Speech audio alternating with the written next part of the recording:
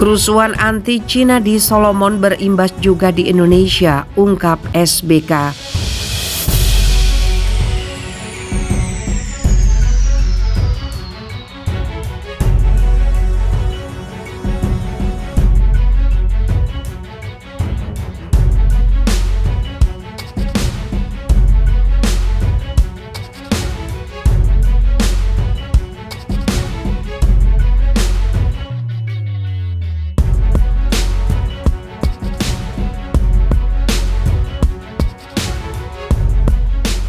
Kerusuhan anti-Cina di Solomon berimbas juga di Indonesia, ungkap SBK. Kerusuhan anti-Cina di Kepulauan Solomon mempunyai efek domino ke Indonesia. Kondisi Solomon mempunyai kesamaan di Indonesia, di mana warga Cina menguasai perekonomian dan didukung penguasa. Kasus anti-Cina di Solomon bisa membawa efek domino di Indonesia.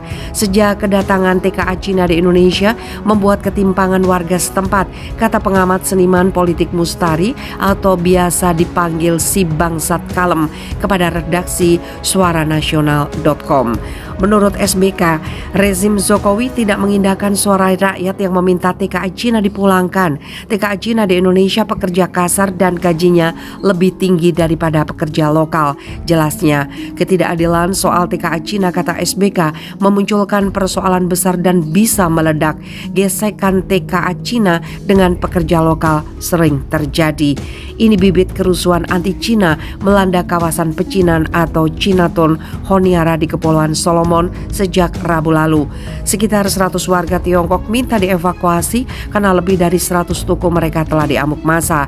Selain kawasan pecinan Honiara, wilayah pusat kota juga menjadi titik kerusuhan anti-Beijing. Setidaknya 100 warga negara Cina di Kepulauan Solomon telah menyatakan keinginan mereka untuk dievakuasi, kata Tan Jingquan, sekretaris Asosiasi Cina Kepulauan Solomon kepada Global Times.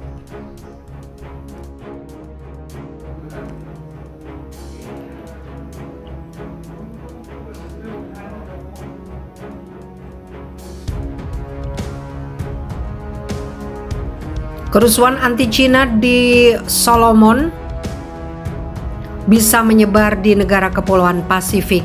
Kerusuhan anti-Cina dan diikuti pembakaran Chinatown di Kepulauan Solomon kini ditakuti menjalar di negara-negara Kepulauan Pasifik. Dugaan sementara kerusuhan anti-Cina itu diawali ketika pemerintah Kepulauan Solomon memutuskan hubungan diplomatik dengan Taiwan. Saat pemerintah menarik investasi dari negara komunis itu, warga justru kecewa tidak bisa bekerja di perusahaan Cina. Selain Kepulauan Solomon, negara lain di Pasifik yang memutuskan hubungan dengan Taiwan yaitu Kiribati. Mantan Sekretaris Jenderal Forum Kepulauan Pasifik Mac Taylor mengatakan kepada Reuters, "Saya pikir apa yang terjadi di Kepulauan Solomon bisa terjadi di negara lain. Adalah sesuatu yang harus kita semua perhatikan dengan serius karena itu bisa terjadi kapan saja di Pasifik." Taylor mengatakan eksploitasi sumber daya, distribusi kekayaan yang tidak merata dan perlakuan tidak adil terhadap penduduk lokal versus orang asing adalah faktor di balik kerusuhan di Kepulauan Solomon. Dia juga menyoroti persaingan yang berkembang antara kekuatan besar untuk mempengaruhi beberapa negara terkecil di dunia. Mantan Presiden Kiribati Ano Tetong menambahkan tidak ada keraguan bahwa apa yang terjadi adalah bagian dari persaingan negara adidaya. Tong mengatakan bahwa Kiribati dapat menghadapi masalah serupa dengan Kepulauan Solomon karena sudah ada ekspresi ketidakpuasan ketika mengalihkan hubungan dari Taiwan ke Cina. Dia menambahkan ada perasaan lokal bahwa perubahan hubungan dengan Cina dan mengusir Taiwan tidak sepenuhnya populer di masyarakat. Presiden Mikronesia David Panuelu mengatakan pemerintahnya telah dengan hati-hati menyeimbangkan hubungan dengan Amerika Serikat dan Cina untuk menghindari terjepit dalam persaingan mereka. Dia berkata, "Saya telah mengatakan kepada Amerika Serikat dan Cina bahwa mereka dapat bersaing secara sehat di kawasan ini." Panuelu menambahkan bahwa kekuatan besar harus menghindari menjadi pengaruh yang mengganggu. Taylor mengatakan ada minat yang meningkat di kawasan itu dari negara-negara besar. Dia menambahkan bahwa sementara bantuan mereka disambut, mereka semua mengharapkan sesuatu sebagai balasannya. Taylor menambahkan semua orang datang dengan label harga. Saya bisa melihat ini mulai muncul sekarang dengan Amerika Serikat dan akan membangun pangkalan di seluruh kawasan, ujarnya yang dikutip Express.